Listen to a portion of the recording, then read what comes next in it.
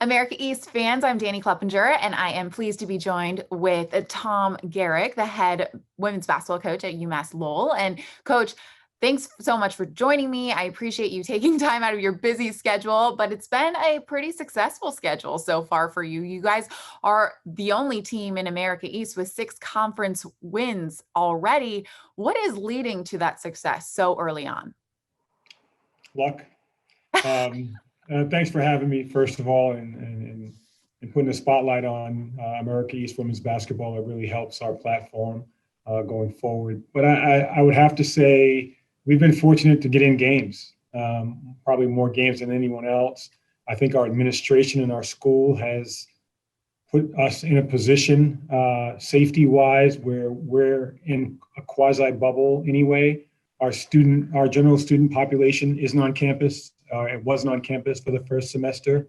It was just women's basketball, men's basketball, and ice hockey.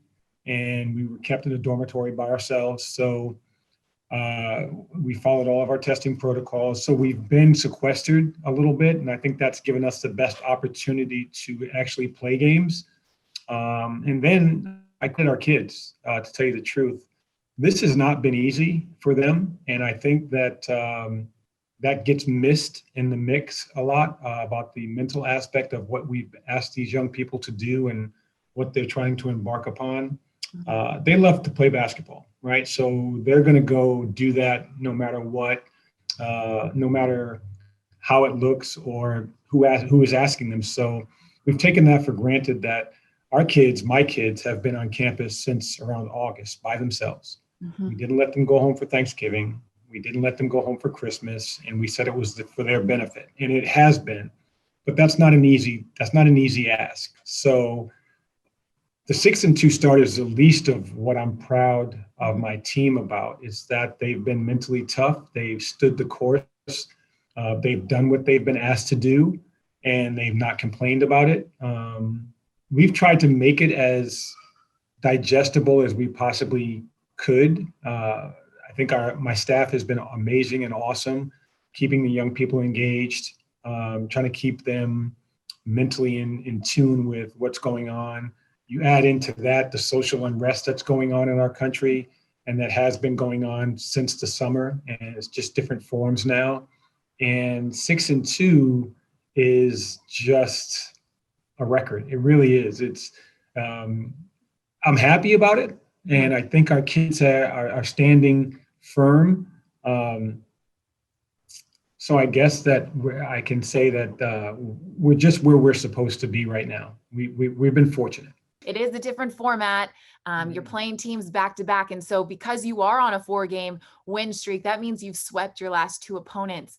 What do you think of this new playing style, playing teams back to back?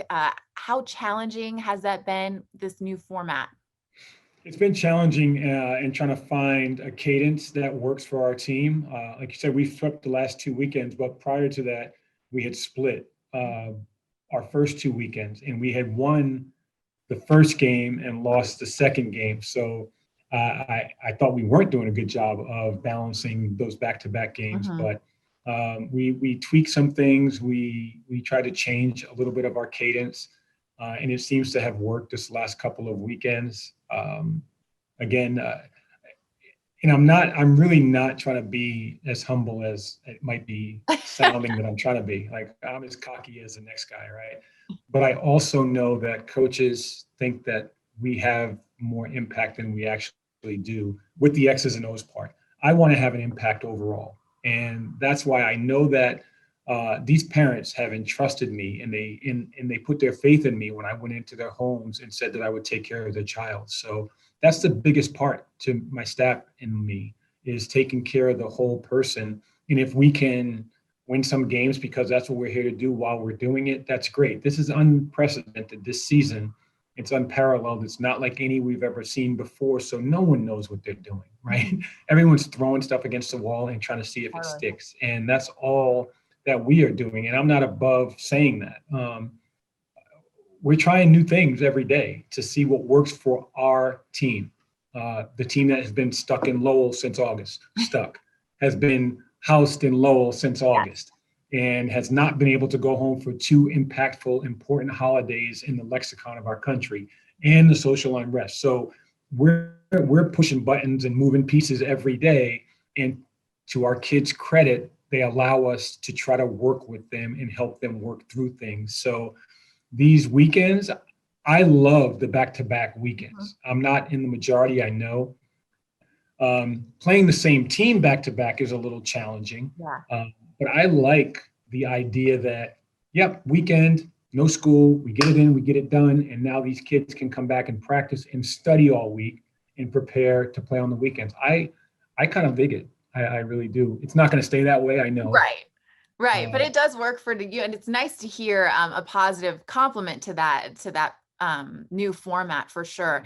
The last thing I do want to talk to you about is just the development of your players, because you've been able to continue the momentum that you built up last year. And I'm sure having them on campus for as long as you've alluded to has really helped everybody get a little bit better and better every single day. And the fact that you've had 4 different players in double-digit scoring in back-to-back games really speaks to that.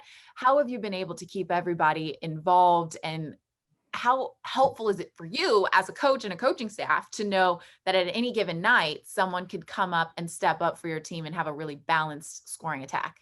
Well, it's really fun for us, and it's a cool thing for us that we can keep people engaged because they understand that any day could be their day and any game could be their game. And that's kind of the way we coach. Our offense is equal opportunity. It's not geared toward one player or one position.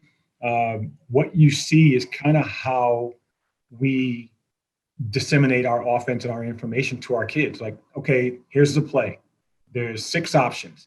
Every one of them is a scoring option. So if we get the shot in the first 10 seconds, somebody has to be ready to take it. If we get it in the second 15, so that's kind of how we coach our kids.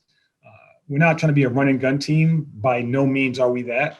But everybody on the floor has to be a threat, or the offenses don't work the way they optimally could. So it's been a blessing and fun to watch our kids buy into that and everyone be ready to be a threat. And I think it's more fun to play basketball that way when I'm not just a decoy.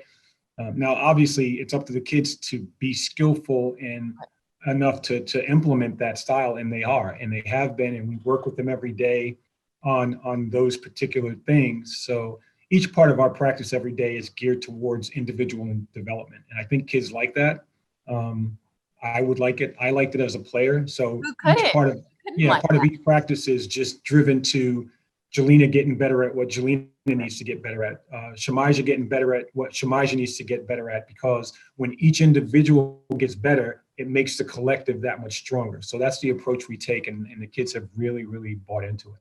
Well, Coach, to me, it's no surprise at all that you guys are finding success. After talking to you, I really like the way that you've approached this time. I've really enjoyed getting to know a little bit more about how you guys run practice as well. I'm sure as a player, everybody comes into college basketball. Obviously, you take pride in your defense and things like that, but everybody wants to score. So I can only imagine how happy those players are to know that they have an equal opportunity to be able to do that.